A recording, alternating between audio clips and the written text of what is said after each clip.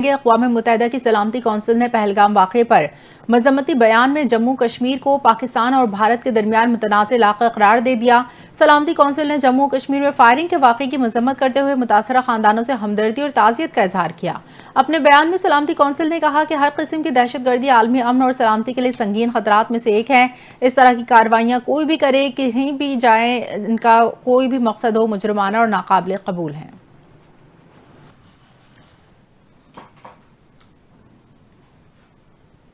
یہاں آپ کو بتائیں کہ سلامتی کونسل میں پاکستان کی سفارتکاری کم کر گئی، بھارت ہاتھ ملتا رہ گیا۔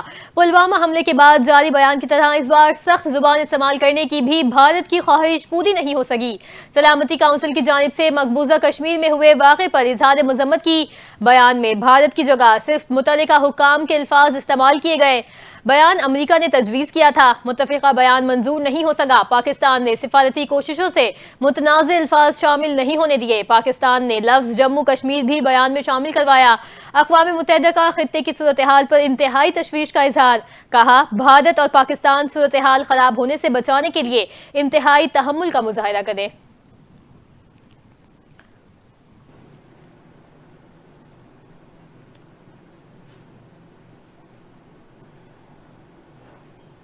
وزیر دفاع خواجہ آصف نے کہا ہے کہ بھارت نے دراندازی کی یا حملہ کیا تو متناسب سے زیادہ جواب دیا جائے گا۔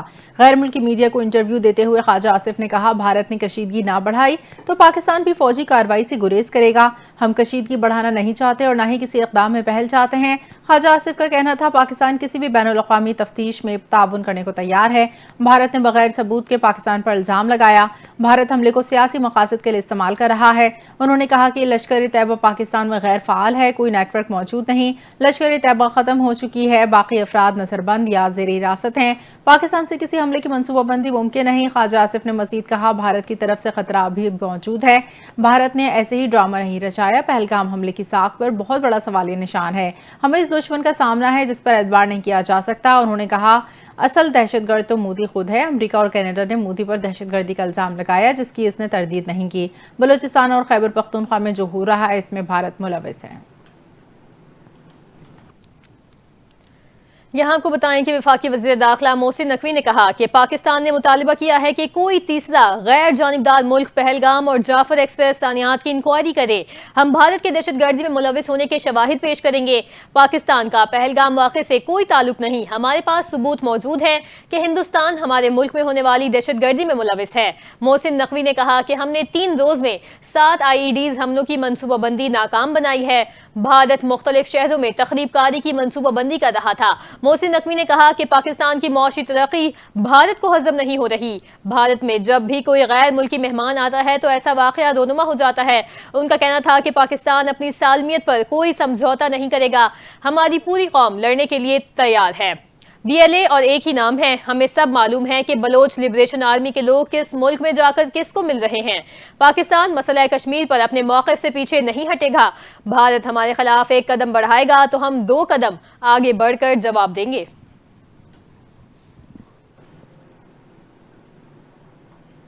وزیر اعظم شہباز شریف کا ایرانی صدر سے درمیان ٹیلی فونک رابطہ، دھماکے پر تعزیت کی، قیمتی انسانی جانوں کے ضیاع پر گہرے دکھ کا اظہار کیا۔ ایران کو ہر ممکن معاونت فراہم کرنے کے لیے تیار ہیں۔ شہباز شریف نے ایران کے صدر مسعود پزشکیان سے ٹیلی فون پر رابطہ کیا اور بندر عباس پر دھماکے میں قیمتی انسانی جانوں کے ضیاع پر گہرے دکھ کا اظہار کیا۔ وزیر اعظم نے ایرانی صدر سے گفتگو کرتے ہوئے کہا پاکستان ایرانی عوام کے غم میں برابر کا شریک ہے اور انہوں نے دھماکے میں جاں بحق ہونے والوں کے لواحقین سے ہمدردی اور زخمیوں کی جلد صحتیابی کے لیے دعا کی۔ وزیر اعظم شہباز شریف نے پاکستان ایران کو ہر ممکن معاونت فراہم کرنے کے لیے تیار ہیں۔ ٹیلی فونک رابطے پر رہنماؤں کا خطے میں حالیہ پیش رفت اور تبادلہ خیال۔ وزیر اعظم نے پہلگام واقعے پر بھارتی اشتعال انگیزی سے آگاہ کیا۔ وزیر اعلیٰ پنجاب مریم نواز سے امریکی ادارے ورلڈ لبرٹی آرگنائزیشن کے اعلیٰ سطح وفد کی ملاقات۔ Blockchain invention, tokenization, real world assistance اور سیٹل اپلیکیشن پر تبادلہ خیال کیا گیا۔ ملاقات میں بلاک چین ٹیکنالوجی کے فروغ کے منصوبے پر بھی غور کیا گیا۔ معدنیات، ایگریکلچر سمیت پاکستان کے وسیع قدرتی وسائل، حقیقی اثاثوں کی ٹوکنائزیشن کا بھی جائزہ لیا گیا۔ तरसीलात ज़र, मालियाती लेन देन और आलमी तिजारत के बेहतर फ्रेम वर्क की ज़रूरत पर भी जोर। वज़ीर आला पंजाब मरियम नवाज ने वर्ल्ड लिबर्टी फाइनेंशियल के वफ्द के इख्तराई मौशी नजरियात को सराहा। वज़ीर आला मरियम नवाज शरीफ का पंजाब को डिजिटल इनोवेशन का रीजनल लीडर बनाने के आज़म का इजहार। वज़ीर आला पंजाब मरियम नवाज ने कहा, पंजाब डिजिटल टेक्नोलॉजी और ऑनलाइन ट्रेड में तेजी से आगे बढ़ रहा है।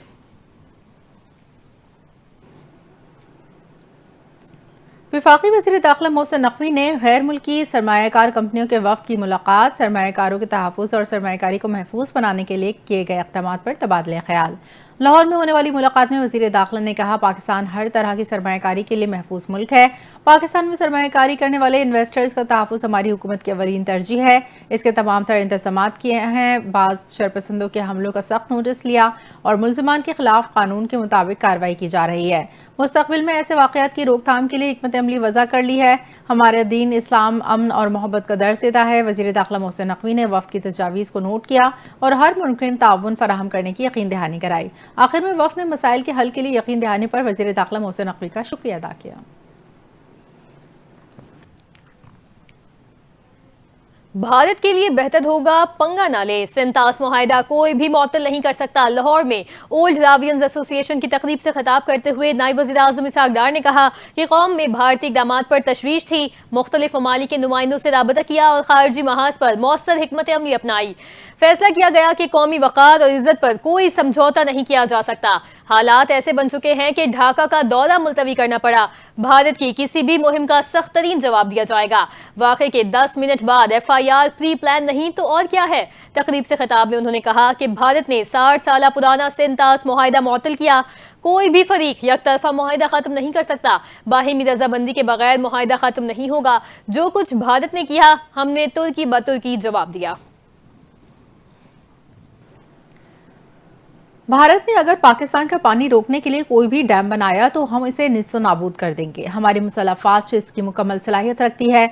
मुशीर वज़ीर आज़म राना सनाउल्लाह ने भारत को सख्त पैगाम देते हुए कहा, भारत ने अगर पाकिस्तान का पानी रोकने के लिए कोई भी डैम बनाया तो हम इसे निस्तो नाबूद कर देंगे। राना सनाउल्लाह ने कहा, पाकिस्तान की मुसल्लफ़ात इस हवाले से मुकम्मल सलाहियत रखती है और भारत कोई भी ऐसी कोशिश में कामयाब नहीं हो सकेगा।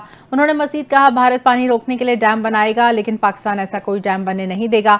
मुशीर वज़ीर आज़म का कहना था, भारत की जानिब से पानी रोकने की कोशिश को नाकाम बनाना पाकिस्तान की तरजीह है और हम इस मामले में किसी किस्म का समझौता नहीं करेंगे।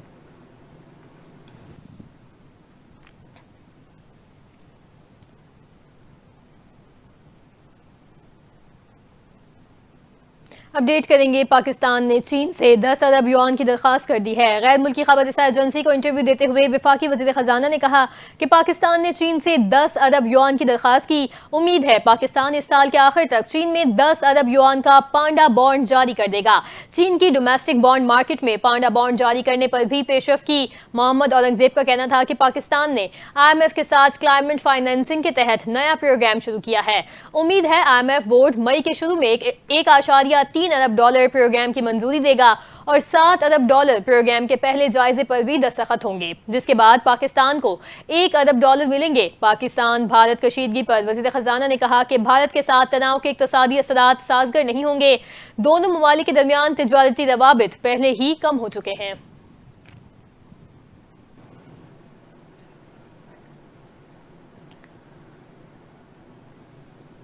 पुलिस ने नेशनल हाईवे लिंक रोड पर 5 रोज से जारी धरना खत्म करा दिया। कौम परस्त जमात के कारकुनों का पुलिस की कार्रवाई पर शदीद एहतजाज। कराची में नेशनल हाईवे लिंक रोड पर 5 रोज से जारी धरना आज अख्तिताम पजीर हुआ। पुलिस की भारी नफरी ने मुजाहिरीन के लगाए गए टेंट हटा दिए, रुकावटें साफ कर दी। कौम परस्त जमात के कारकुनों ने पुलिस की कार्रवाई पर एहतजाज किया, नारेबाजी की। पुलिस की जानिब से ठट्टा कराची जाने वाली शाहराह से रुकावटें हटाने से ट्रैफिक की रवानी बहाल हो गई। पुलिस की भारी नफरी ने गुलशन हदीद लिंक रोड के अतराफ मौजूद और अमन व अमान की सूरत हाल को कंट्रोल करने के लिए इक़दाम किए।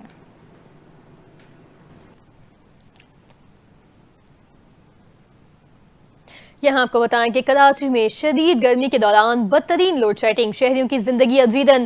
لوڈ شیڈنگ کا دورانیہ 12 سے 14 گھنٹے تک جا پہنچا۔ شہر کے مستثنی قرار دیے گئے علاقے بھی لوڈ شیڈنگ کی لپیٹ میں آ گئے ہیں، جہاں فالٹ کے نام پر کئی گھنٹے بجلی بند کی جا رہی ہے۔ ناظم آباد، رضویہ سوسائٹی، سولجر بازار سمیت دیگر ایسے علاقے جو پہلے لوڈ شیڈنگ سے مستثنی تھے، اب کئی گھنٹوں تک بجلی کی بندش جھیلنے پر مجبور ہیں۔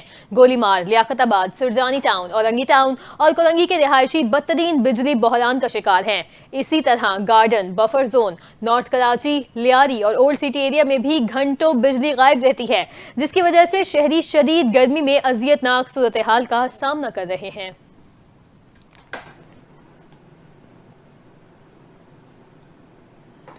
پشاور کے علاقے پھندو میں گاڑی پر فائرنگ، 7 افراد جاں بحق۔ فائرنگ کا واقعہ پھندو میں جمیل چوک کے قریب پیش آیا۔ پولیس نے گاڑی پر حملے کا مقدمہ درج تھانہ پھندو میں کرایا، جس میں 5 افراد کو نامزد کیا۔ ملزمان کی گرفتاری کے لیے کوشش جاری ہے۔ پولیس کی جانب سے درج FIR کے مطابق مقتولین شادی سے واپس جا رہے تھے جب راستے میں گاڑی پر فائرنگ کی گئی۔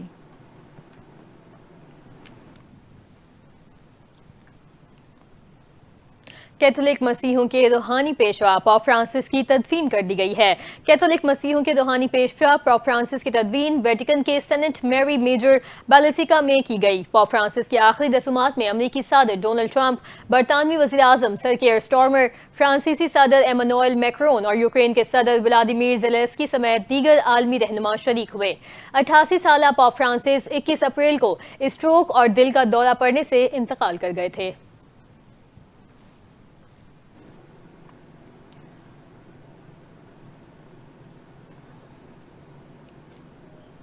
ملک بھر میں شدید گرمی، ہیٹ ویو کا نیا الرٹ جاری۔ محکمہ موسمیات نے 30 اپریل تک ہیٹ ویو کے تسلسل کا نیا الرٹ جاری کر دیا۔ سندھ، جنوبی پنجاب، بلوچستان میں درجہ حرارت مزید بڑھنے کا امکان۔ گرمی کی شدت میں اضافہ، گزشتہ روز سب سے زیادہ درجہ حرارت ڈاڈو میں ریکارڈ کیا گیا، جہاں پارہ 48 ڈگری سینٹی گریڈ تک جا پہنچا۔ نواب شاہ میں 46 ڈگری، حیدرآباد میں 43 جبکہ سکھر میں 45 ڈگری ریکارڈ کیا۔